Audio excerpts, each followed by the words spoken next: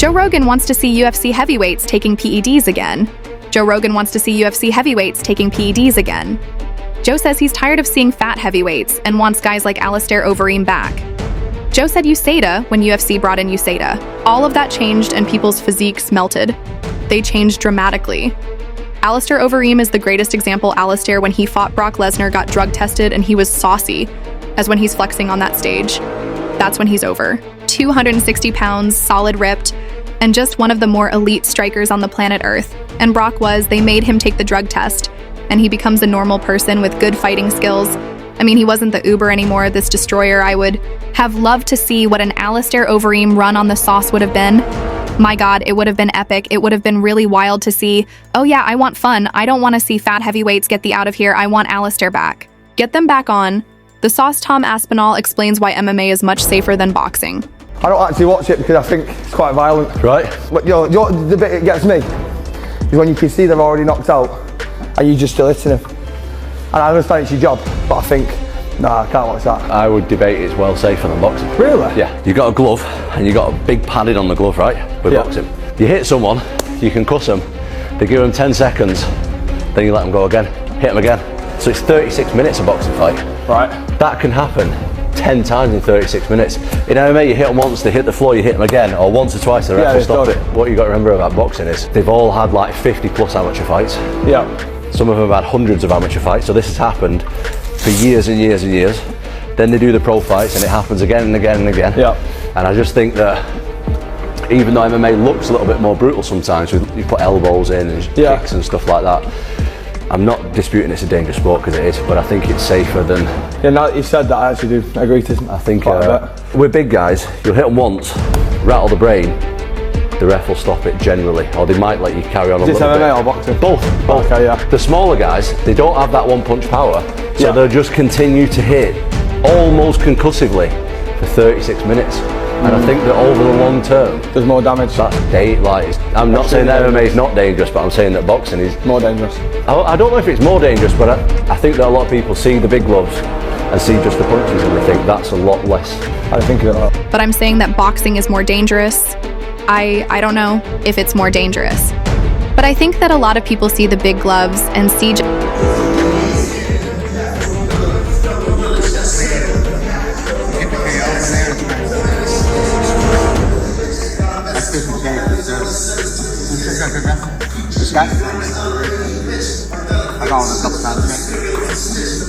I got one a couple times. Alexander Volkov frustrated over Jon Jones not defending title.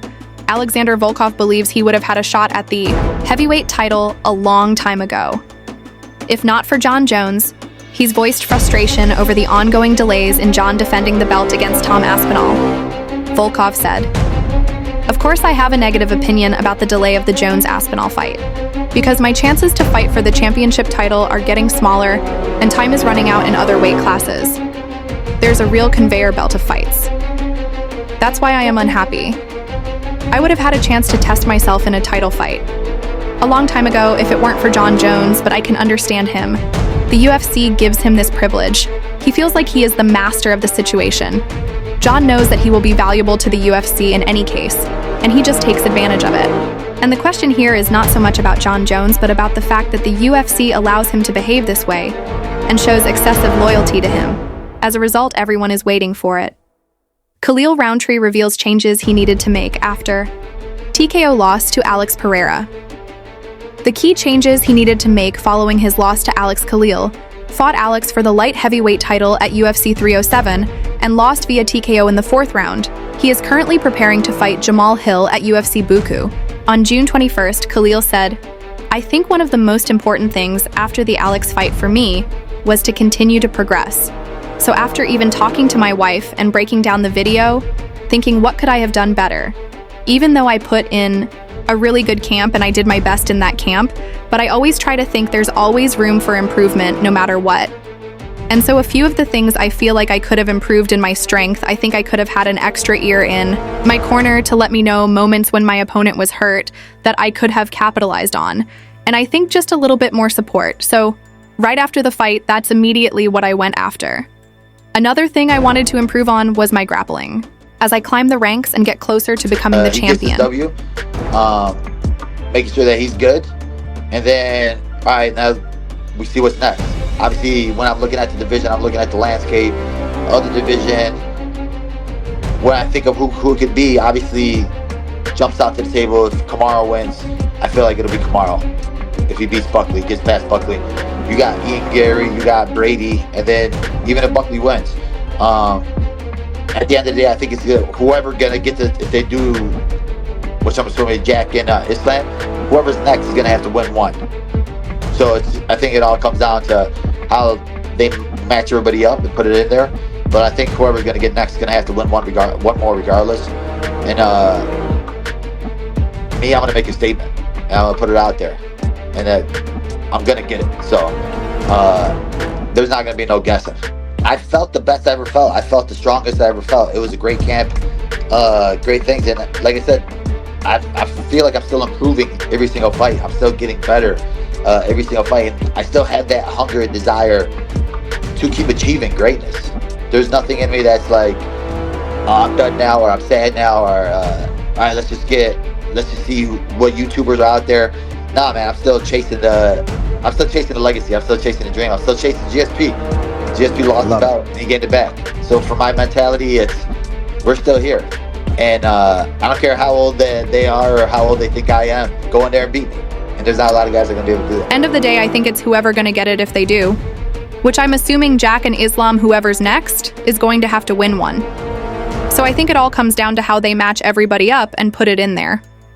I'm actually kind of happy that, Kamaru was like, yeah, bring him on, because you wouldn't want to do a podcast with somebody that has your belt, especially feel that way, especially when the has been thrown. I feel like with a guy like Bilal, he was doing a lot of with Kamaru. He did that whole song, with that whole country song. I don't know if you guys saw that Bilal did on Kamaru. It was actually kind of funny, dude. I ended up sending it to him, but he didn't like it. So I think the jabs kind of started being thrown around, so there was already drama like coming in. So once they came in, and then I was kind of like the mediator there, like, hey, what's up, Bilal? What do you think of Kamaru? What do you think of Bilal? And then just started kind of escalating, because I'll be honest with you, man, probably Kamaru started it, but I could see why. You know what I'm saying? So then all of a sudden, I think Kamaru said it's on site, and then Bilal said, well, it's on site. What's up? And then Kamaru gets up, and then you guys gotta wait till we release the tape. So legit, there's a scuffle there, dude. I was in the middle. I had a sprained ankle. I was trying to help. Like the whole production crew, like everybody kind of started coming in. They had to take both of them. There was about a good maybe 8 people there. Like 4 was trying to get on Bilal, and then but the hands were thrown. Was Ali there? Slaps were given. Was Ali there? The man. Whole song with that whole country song. I don't know if you guys saw that.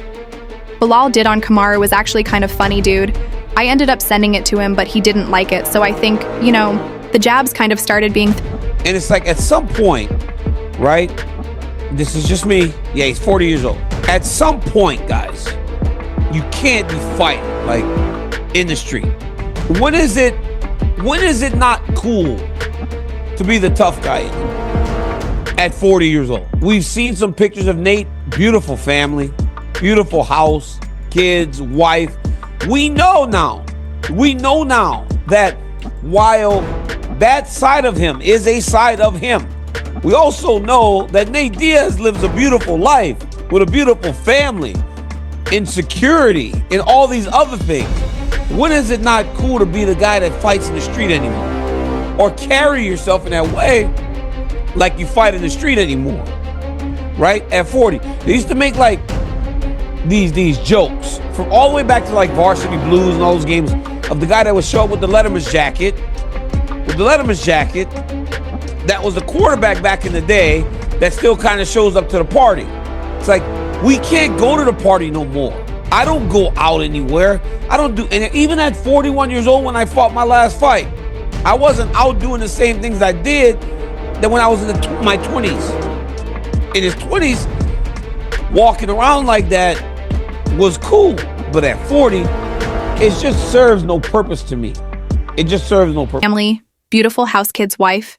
We know now that while that side of him is a side of him, We also know that Nate Diaz lives a beautiful life with a beautiful... Murder scene just happened. I love my Russians, man. I love this. Oh man, number action. Woo. My boys are getting after it, man. Let's go, huh? If you enjoy our videos, don't forget to hit the like button and subscribe to the channel. We'd really appreciate it.